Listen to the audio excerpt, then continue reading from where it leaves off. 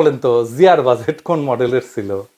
দুইটার ব্লেন্ড আছিল, combination, hybrid model ছিল, কেইনসিয়ান মডেল আর গ্রিন বাজেট। খালেদার বাজেট কিন্তু আবার এটা না, এটা আমি কয়ে দিব না, পরে আমি শুনমুনি আপনারা ক্যাঙ্কা করে বুঝিছেন। তা এবার আসেন পরের স্তম্ভগুলো নিয়ে আলাপ করি। আমি বলছিলাম ম্যাক্রো ইকোনমিক বা কাঠামো বিশ্লেষণ, বাজেট সামগ্রিক অর্থনীতির সাথে কতটা সামঞ্জস্যপূর্ণ। যেমন ধরেন বাজেট ঘাটতি, রাজস্ব ব্যয় অনুপাত, মুদ্রানীতি, রাজস্ব নীতির সমন্বয়, জিডিপি প্রবৃদ্ধি, মূল্যস্ফীতি, সুদের হার, বিনিয়োগের প্রবণতা, মেলা জটিল জটিল কথা কইলাম, তাই না? আমরা আলাদা আলাদা করে দেখব। বাজেট ঘাটতি এটা কি? ধরেন সরকার 10 টাকা আয় করে, ট্যাক্স দিয়ে আয় করে, কিন্তু খরচা করে 12 টাকা, 2 টাকা বেশি খরচা করে। এটাই হলো বাজেট ঘাটতি, 2 টাকা বাজেট ঘাটতি। কেন হয়?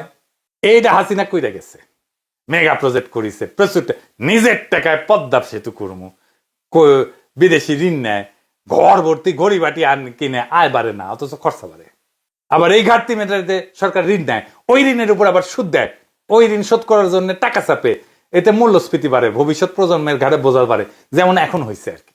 2 নাম্বার, রাজস্ব এবং ব্যয়ের অনুপাত, মানে সরকারে যত টাকা আসে ট্যাক্স ভ্যাট ইত্যাদি দিয়া, তার তুলনায় কত টাকা খরচা করে এই অনুপাত। যদি 1 টাকা আসে আর খরচ করে 2 টাকা, তাহলে বিশাল সমস্যা। ভালো অনুপাত কেমন? এখন প্রশ্ন আসতে পারে। মানে ধরেন রাজস্ব যদি 10 টাকা আয় হয়, ব্যয় যদি 11 বা 12 টাকা হয় ম্যাক্সিমাম, তাহলে ঠিক আছে। কিন্তু রাজস্ব আসলো 10 টাকা, ব্যয় হলো 16 টাকা, খেলা শেষ। এবার মুদ্রানীতি এবং রাজস্ব নীতির সমন্বয়। ধরেন মুদ্রানীতি মানে হইতেছে বাংলাদেশ ব্যাংক যেভাবে টাকা ছাপে বা সুদের হার ঠিক করে, এটারে বলে মুদ্রানীতি। আর রাজস্ব নীতি কি? সরকার যেভাবে ট্যাক্স নেয় আর খরচা করে, বুঝছাও? এই দুটো একসাথে চলা লাগে। এটা না চললে যেমন হয়, ধরেন সরকার খরচ কমাচ্ছে কিন্তু বাংলাদেশ ব্যাংক যদি টাকা ছাপানো বন্ধ না করে, তাইলে মূল্যস্ফীতি হয়ে যায়।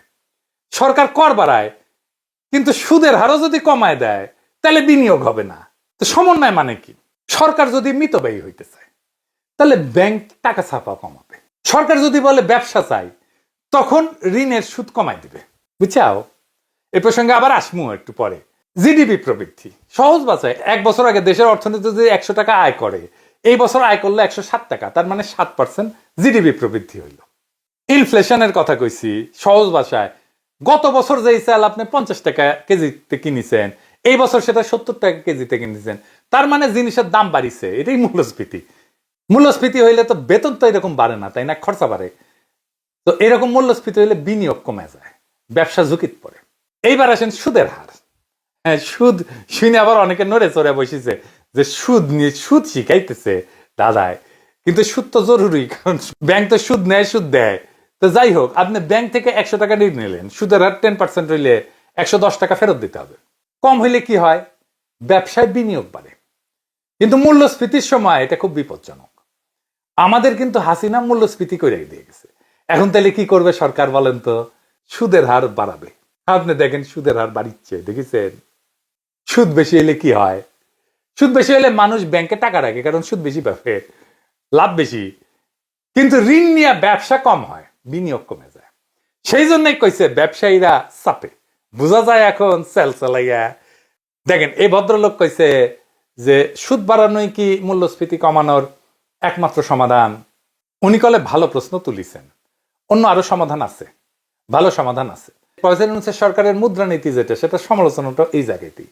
কিন্তু আমি আর আজকে অত গভীরে যাব না। আমি আজকে বুঝাইতেছি কি করলে কি হয় আর কি। বিনিয়োগের প্রবণতা বা ইনভেস্টমেন্ট ট্রেন্ড। ধরেন দেশের লোক বা বিদেশি কেউ কারখানা, দোকান, স্কুল, হাসপাতাল এই সমস্ত বানাইতে চাইতেছে কিনা, এই ইচ্ছাটাই হইতেছে বিনিয়োগ প্রবণতা। কিভাবে জানা যায়? নতুন ব্যবসা কত হচ্ছে, ব্যাংক ঋণ নিচ্ছে কিনা, বিদেশি বিনিয়োগ আসতেছে কিনা, এটাকে বলে এফডিআই ইংরেজিতে কয়, ফরেন ডাইরেক্ট ইনভেস্টমেন্ট। ভালো প্রবণতা মানে কাজের সুযোগ বাড়ে, চাকরি বাড়তেছে, উৎপাদন বাড়তেছে, রপ্তানি বাড়তেছে। বাজেট ঘাটতি, সুদের হার, এই শব্দগুলো শুধু অর্থনীতির জন্য না, গরিব মানুষের বাজারের থইলা, ঋণের খাতা আর চিকিৎসার খরচের সাথে জড়িত, বুঝতে পারছেন? এই ভাষা বোঝা মানে নিজের ভবিষ্যৎ রক্ষা করা। এরপরে কি? খাত ভিত্তিক বরাদ্দ বিশ্লেষণ। প্রত্যেকটা খাতে বরাদ্দ কতটুকু, কাদের উপকারে আসছে, শিক্ষা, স্বাস্থ্য, কৃষি, শিল্প, সামাজিক নিরাপত্তা, অবকাঠামো গত বছরের তুলনায় বৃদ্ধির ধারা কেমন, এই জিনিসগুলো দেখা। 4 নাম্বার কি? বিতরণমূলক বিশ্লেষণ বা রিডিস্ট্রিবিউটিভ অ্যানালাইসিস। বাজেট সামাজিক বৈষম্য কমাচ্ছে না বাড়াচ্ছে? কর কাঠামো কি ধনী গরিবের ভারসাম্য আনতেছে কিনা? গরিব কি আরো বেশি গরিব হচ্ছে, ধনী কি আরো বেশি ধনী হচ্ছে? প্রান্তিক জনগোষ্ঠী মানে যারা অতি দরিদ্র, তাদের জন্য বরাদ্দ কি মাত্রায় আছে? সে কি গরিবের ভর্তুকি কমে দিচ্ছে আর বড় লোকদের কর অব্যাহতি দিচ্ছে? এটাকে বলে শ্রেণী পক্ষপাতিতা। 5 নাম্বার হইতেছে রাজনৈতিক এবং প্রাতিষ্ঠানিক বিশ্লেষণ। বাজেট রাষ্ট্র শক্তিকে কোন দিকে চালিত করতেছে, কোন খাতে ক্ষমতা, কোথায় বেশি বাজেট দিচ্ছে, কে বেশি টাকা খরচা করছে রাষ্ট্রের, দুর্নীতির ঝুঁকি কোথায়, স্থানীয় সরকার বনাম কেন্দ্রীয় সরকারের ভারসাম্য কেমন। এই পদ্ধতি ধরে প্রফেসর ইউনূসের বাজেটের বিশ্লেষণ করি, তাইলে কি কি পাওয়া যাবে? 1 নাম্বার, এই বাজেটের নীতিগত দর্শন হইতেছে, এটাকে বলা হয় সংকীর্ণ সংকোচনবাদী নব্য উদারবাদ, কন্ট্রাকশনারি নিওলিবারালিজম। জনগণের জীবনযাত্রা না, বরং অর্থনৈতিক স্থিতিশীলতা এবং বাজেটের ঘাটতি ব্যবস্থাপনাকে অগ্রাধিকার দেওয়া হয়। নাম শুনে কন্ট্রাকশনারি নিওলিবারালিজম শুনে দুর্বোধ্য মনে হতে পারে, কিন্তু আমরা যদি বাস্তব জীবনের উদাহরণ দিই তাহলে সবাই এটা বুঝে যাবে। একটা রাষ্ট্র যখন অর্থনৈতিক সংকট বা মূল্যস্ফীতি কমাইতে বাজেটে এমন ভাবে ব্যয় কমায় যাতে সাধারণ মানুষের উপরে চাপ পড়ে, কিন্তু ধনী, কর্পোরেট, আন্তর্জাতিক ঋণদাতাদের স্বার্থ অক্ষুণ্ণ থাকে, তখন তাকে বলা হয় কন্ট্রাকশনারি নিওলিবারালিজম। কেমনে বুঝবেন? ধরেন ভর্তুকি কমে দিচ্ছে কিন্তু মন্ত্রীর গাড়ির বরাদ্দ কমাচ্ছে না। বাজেট ঘাটতি কমাইতে সরকার মিড ডে মিল বন্ধ করে দেয় কিন্তু ব্যাংকের খেলাপি ঋণের সুদ মাফ করে দেয়। এই বাজেটের নৈতিক ভিত্তি ফ্যাসিবাদের পতনের পর জনগণকে ক্ষমতায়ন না, বরং পুরানো যে ব্যবস্থা ছিল সেটাকে বজায় রাখা। বাজেট ঘাটতি জিডিপি 3.6%, এরা টাকার ভ্যালুতে 2.26 লক্ষ কোটি টাকা। রাজস্ব লক্ষ্যমাত্রা 5.43 লক্ষ কোটি টাকা। রাজস্ব লক্ষ্যমাত্রাটা অনেক উচ্চাভিলাষী, সুদের হার বাড়িয়ে দিচ্ছে এবং আভ্যন্তরীণ ঋণ নিচ্ছে। এইটাকেই সংকোচনবাদী কৌশল বলা হয়।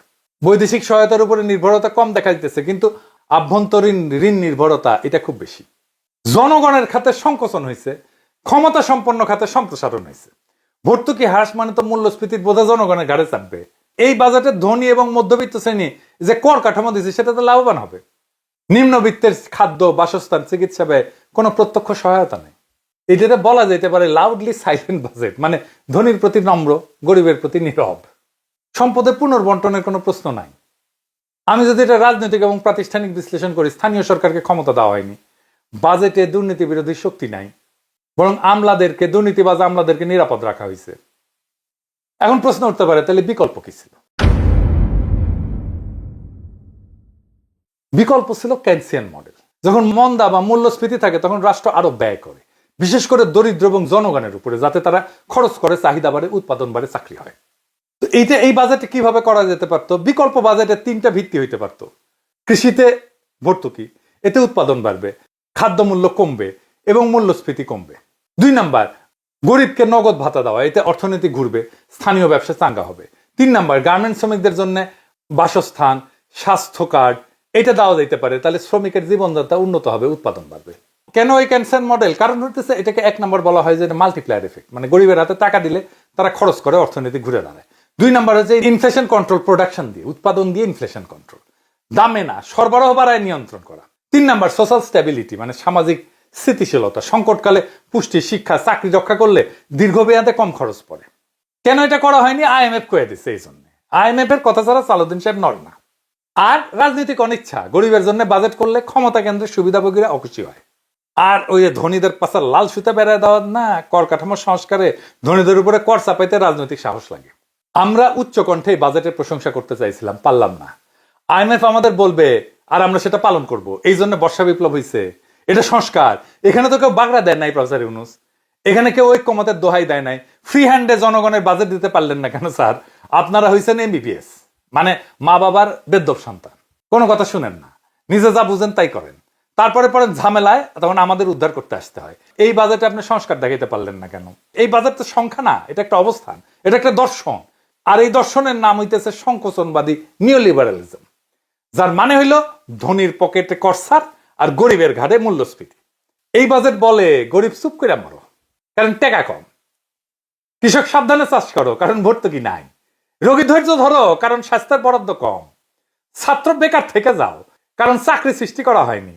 সুদ বৃদ্ধি করাই এখন রাষ্ট্রের চরম ত্যাগ। এই বাজেট ফ্যাসিবাদের ছায়া রাষ্ট্রকে টিকায় রাখার একটা হিসাবের খাতা, যেখানে মানুষ নাই, আছে ক্ষমতা রক্ষার অঙ্ক। তাই আমরা বলি আমরা চাই না এমন একটা বাজেট যেটা সুশীল আর সিআইপি ভাইয়াদের জন্য ভিআইপি প্রোটোকল নিয়ে আসে আর গার্মেন্টস শ্রমিকের জন্য নিয়ে আসে দুঃস্বপ্ন। আমরা চাই জনগণের বাজেট, যেখানে ব্যয় কমে প্রশাসনের বিলাসে আর বাড়ে শিক্ষা, স্বাস্থ্য, পুষ্টি আর সামাজিক সুরক্ষায়। এইটা বাজেট হইলে এইটা হবে জনগণের রাষ্ট্রের বাজেট। আর এই রাষ্ট্র জনগণের যদি না হয়, তাহলে জনগণই একদম রাষ্ট্র বদলাইবে। এইবার না হলেও পরের বার ঠিকই হবে। এই প্রতিজ্ঞা নিয়ে আমরা আগে যাব। সংকোচন করেন লুটেরা আমলার জন্য, ব্যয় করেন কৃষক, শ্রমিক, শিশুর জন্য। এই বাজেট আমাদের না, আমাদের বাজেট এখনো আসেনি, কিন্তু আসবে। এই হোক আমাদের শপথ, এই হোক আমাদের রাজনীতি, এই হোক বর্ষা বিপ্লবের অঙ্গীকার। ইনকিলাব জিন্দাবাদ।